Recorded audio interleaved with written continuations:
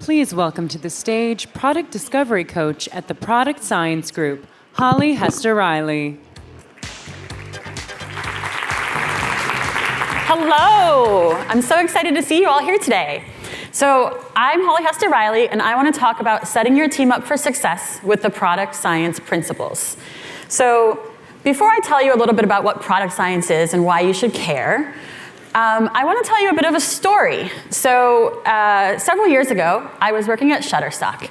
And when I worked for Shutterstock, I was asked to work on a brand new product that was the first time that Shutterstock was creating something where it needed different technology. So Shutterstock is a stock provider of images, photos, and music. And here, we were asked to create an editing tool for images.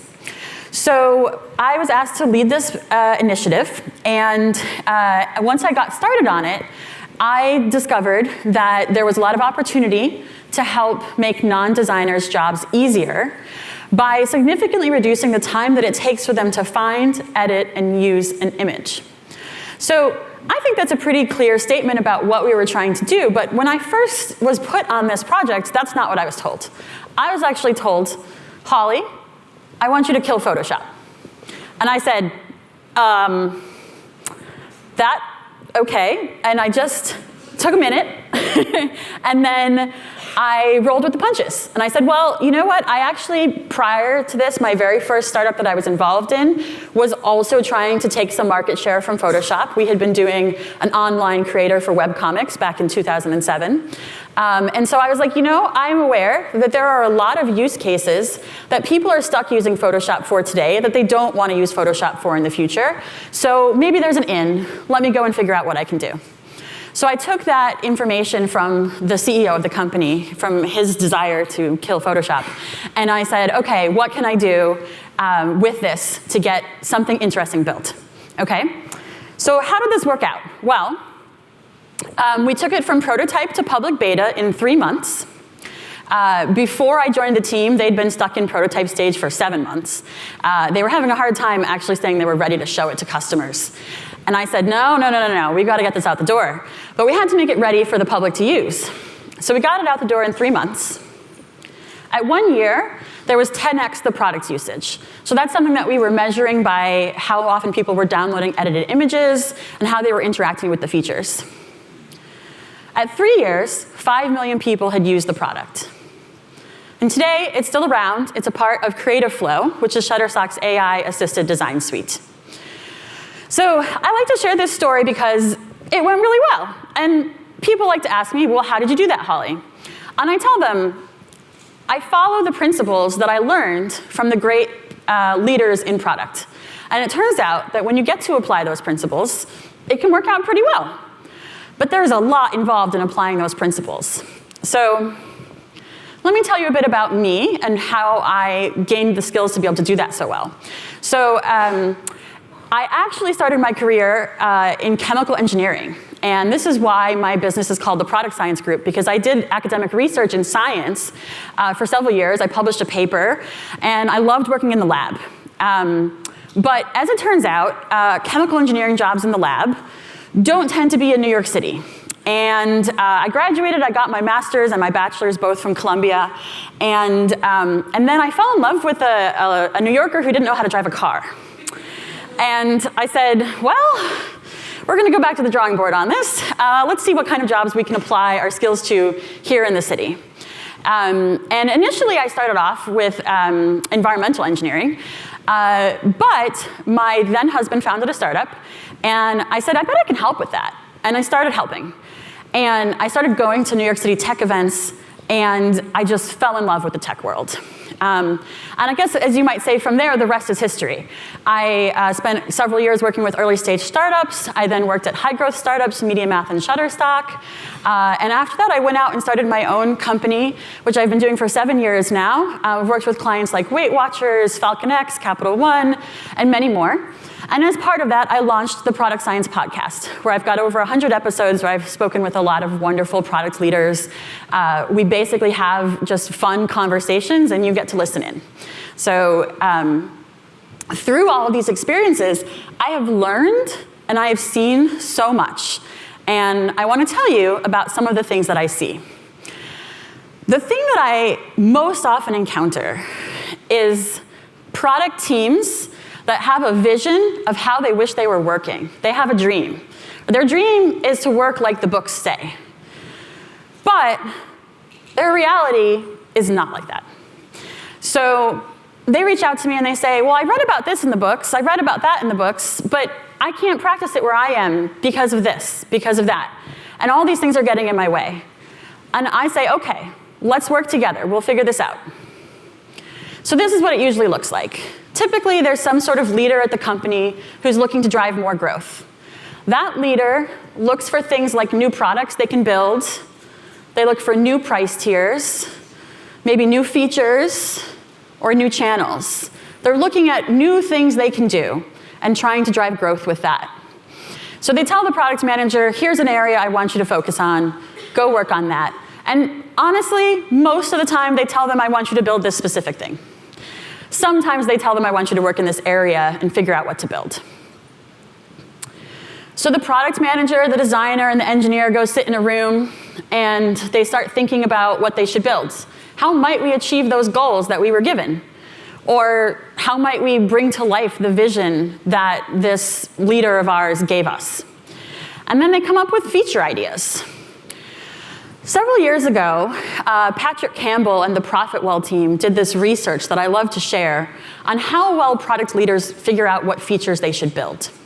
So first, I'm going to orient you to this graph. On the x-axis is how much companies care about a particular feature.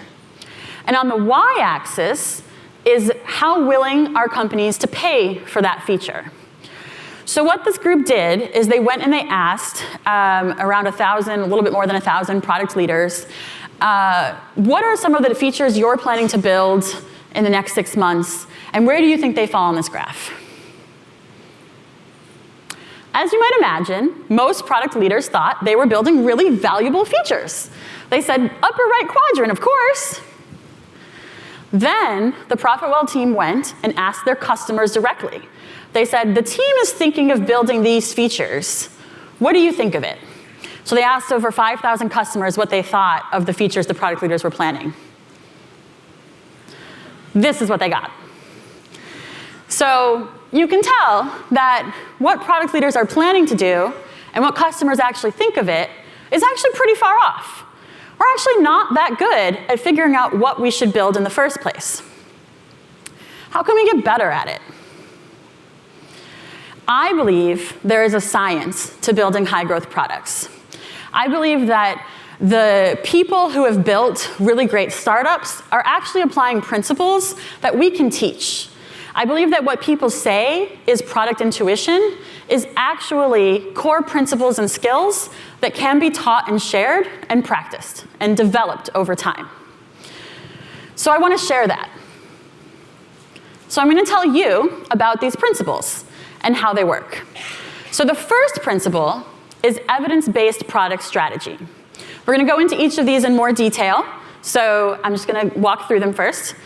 So the first one is evidence-based product strategy. The second one is continuous discovery and delivery.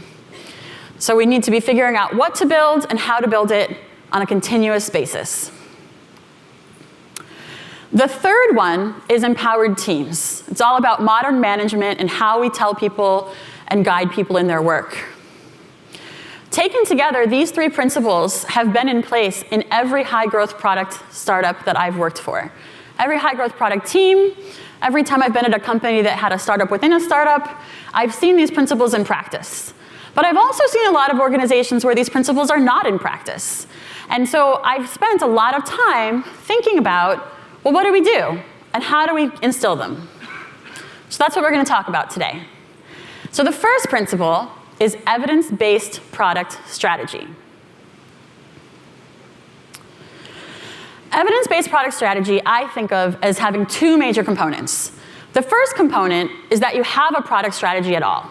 Sadly, I've definitely worked at companies, and I imagine many of you have, where the strategy was something along the lines of, do what people are asking sales for, or do what the CEO said.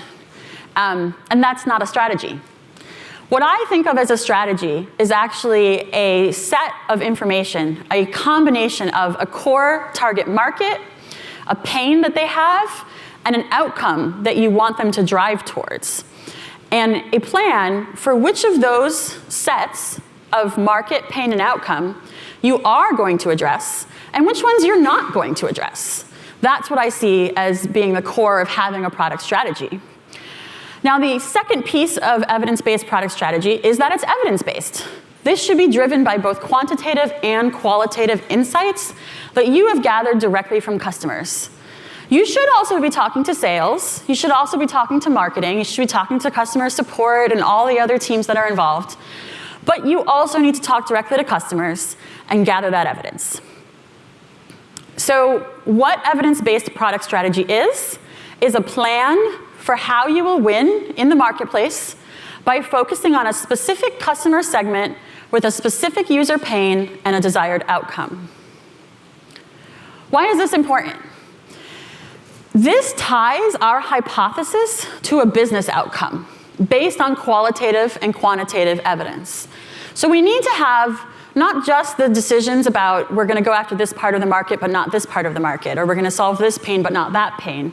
We also need to have a hypothesis for how that ties to our business outcome. What is that going to do for our business if we solve that problem?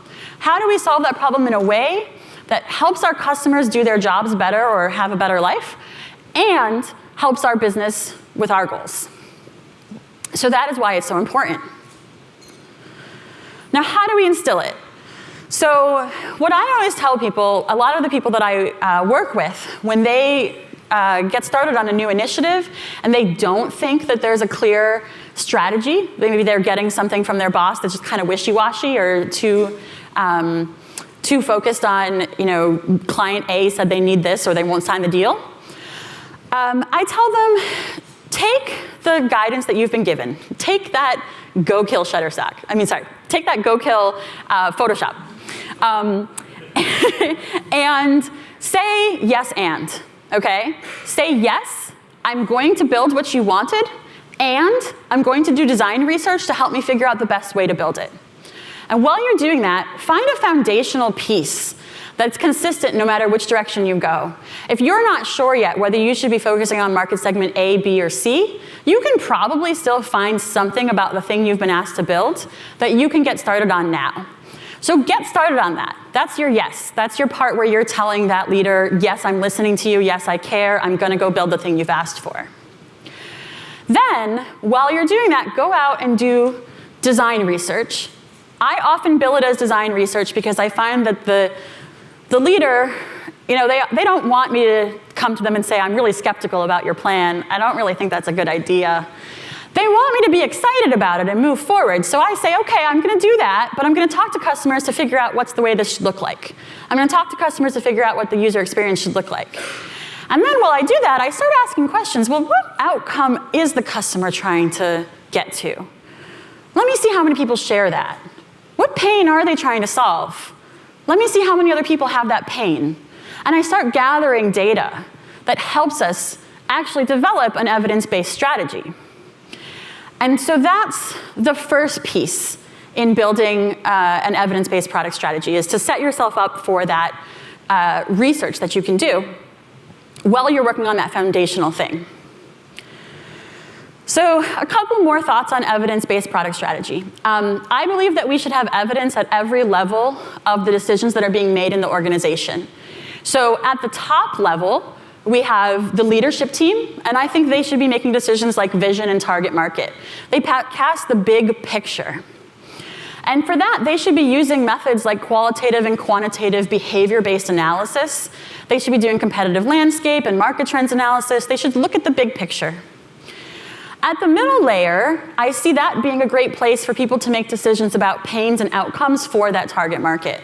So if I was told, go find non-professional designers, now I'm going to start saying, well, what problems do non-professional designers have with Photoshop? And what outcomes are they trying to drive? And at that stage, I can do user interviews, I can do product reviews, surveys, et cetera. So one of the first things that we did for Shutterstock Editor was we put in an interstitial survey right when someone was about to download an image from the Shutterstock website. And we just said, what are you planning to use this image for? And the marketing team and the research team had probably done some research before where they got some insights into what they thought this makeup of uses was. We also ran some surveys through email. And what was really interesting is we got back different answers. The people who were asked through the interstitial at the moment of download were very heavily weighted towards using those images for social media. The people who were asked over email were more balanced across things like social media and digital marketing, presentations and communications, and other uses. Now, at first, people came to me and said, Holly, can I trust this? They don't say the same thing. But I said, well, you can, because they're different sampling methods, and the different sampling methods are going to have different results. In the one where we're sampling people right at the moment of download, we're getting a sense of what people are doing every day, moment by moment. We're getting a sense of how often they're downloading for this purpose. In the one where we sampled them over email, that's more of a broad picture of the whole body of users. But it's not really taking into account, it's treating everyone equally no matter how often they come to our app and download images. So what this told us was that the social media marketers who were using us for social media were actually very avid users regularly in our application. And so we were able to say we're going to start with them. So we made this decision about the outcome that we wanted to drive for the first stage was having your images ready for social media. Then at the team level, your team should be making decisions about solutions, like designs, features, and technologies. And that's where you're really going into the nitty-gritty of the user experience and doing usability testing, feasibility research, et cetera. So there's so many methods that you can use at all these different levels, and you should be trying to drive as much of it as you can. Another tool that I like to share is something I call the product discovery loop.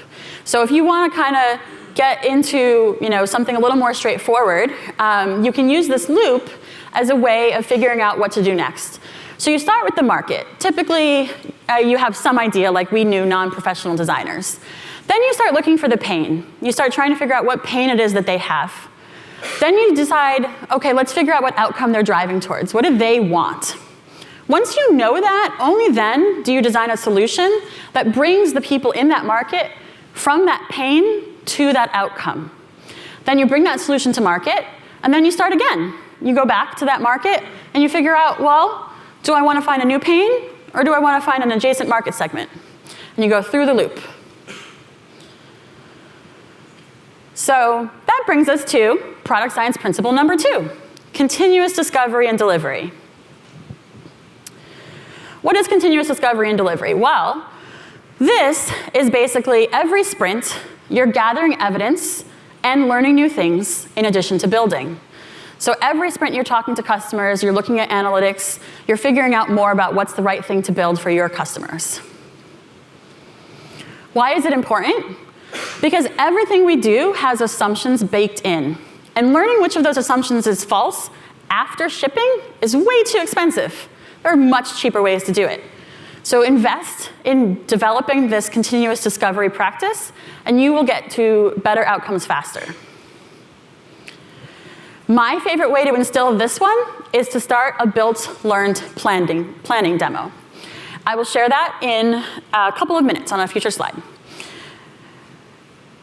The way that I like to guide the discovery work is to ask ourselves these 3 questions. How do we know that users will act on this pain? How do we know that users want this outcome? And how do we know that users can use this solution? Do we have insights? Have we put this into testing? How do we know these things? And while you're doing this research, a very common question is how much research is enough? My favorite way to answer this is, well, we're not trying to publish an academic paper. We're trying to make a business decision. So let's think about that business decision. How hard would it be to reverse it if we made the wrong one? If it would be really hard to reverse it, we should probably put more work into that decision. If it's pretty easy to reverse it, we don't need to worry too much. So we can use that as a scale.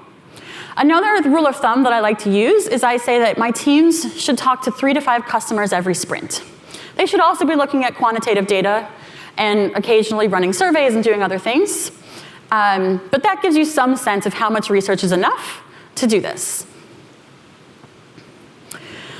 And finally, I like to say on this principle that it's not enough to be right. You also have to be persuasive. So early in my career, there were times when I came out of my evidence gathering and I was kind of like, here's all the things that you need to do. And it didn't go over very well because people, they have emotions too. You know, there was an earlier talk today about emotional intelligence. And I came to learn that if I wanted to bring people along for this journey, if I wanted them to buy in, I needed them to come along for the journey. So that's where I started doing this practice I call the built, learned, planning demo. So what this is basically taking your regular sprint demo and adding in what did you learn and what are you planning.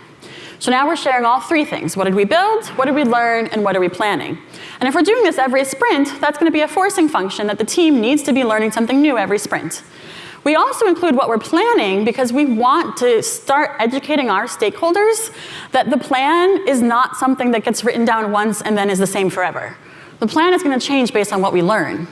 So we tie it together in the same meeting. Just instilling this one practice, I've seen drive so much change in organizations.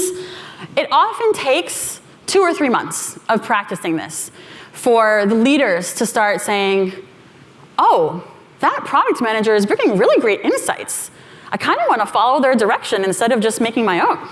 That actually happens. I've seen that happen. It takes some time. You got to work it bit by bit, but you can get there. The final product science principle is empowered teams. What I mean by empowered teams is that you're going to align on outcomes, then you're going to train and support the teams with the tools and context that they need to make decisions. It's important because when teams are told what to build, there's no room for them to make changes and evolve their plan based on insights. You want to give them something that's more flexible than that. The way that I recommend instilling this is to write outcome goals and agree on the measure of success. So in many cases, that's OKRs, but it doesn't have to be. I find that OKRs are often very horribly implemented, so I really like to just say, write outcome goals, figure out how you're going to measure them. So this is the part of managing your teams where you're going to communicate the vision. You're going to make sure you're sharing with them, where are you going? You're going to align on the outcomes that matter for the business. And you need to make sure you're supporting the teams. You're coaching them. You're giving them skills and tools and making sure they have access to the right data and the right customers. One of my favorite tools for doing this is what I call is the outcome roadmap.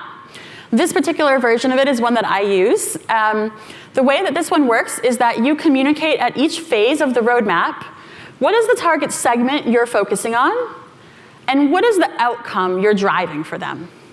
So in your very first phase, you almost always pick something that's rather disappointing. You actually pick something that's just the smallest, easiest thing to build to get something in the hands of customers. But it's actually not usually exciting enough for your marketing team to care. It's often not exciting enough for your CEO to care, but it's the thing that gets you in market, gets you into at least beta testing. Maybe it's private beta testing, maybe it's usability testing behind closed doors if you have a brand to protect. But it's something where you're able to say, I've got something here, I'm testing it with real customers, we're building the foundation, and we're going to keep going. Then you can move on to another phase where you expand. You can either expand by adding a market segment, you can expand by solving a new pain of the existing market segment, or you can expand by driving a new outcome for the existing market segment. So then you go through that and you set up the next phase. And then eventually you can say we're going to get to this vision, which includes all of these target market segments and all of these user outcomes. Now there's 2 more pieces of this that I want to share with you. One is that it says anticipated feature set. So I have found that people need a little help understanding what it is that you might be doing when you speak in terms of outcomes and segments, because non-product people don't speak that way. So they usually want to know, well, what are you actually going to build? So what I do is I say, well, I'm going to put it on the roadmap, but I'm going to make it a little smaller, I'm going to put the word anticipated in front of it, and every time I share this roadmap, I'm going to emphasize to you that the key part of the plan is the segment and the outcome. And the feature set is just a hypothesis as to how we're going to get there. The second piece of this that I want to share is the business outcome. It's really important to make sure that you're always stepping back and looking at whether we're driving towards that business outcome and reevaluating whether the work we're doing is getting us there. So the three principles are evidence-based product strategy, continuous discovery and delivery, and empowered teams. And I have found that when those three principles are in place, you can build high-growth products. I believe that the best products are made when the risky decisions, from stories to strategy, are backed by evidence. And I want you to start practicing that too. I'll leave you with a quote. One of my favorite thought leaders is Richard Feynman, Nobel Prize-winning physicist. He loved to write about the scientific method. He said, "The first principle is that you must not fool yourself, and you are the easiest person to fool." So I want you to go out and think like a scientist. You're observing, you're learning, you're trying to be as objective as you can on your journey towards high-growth products. Thank you.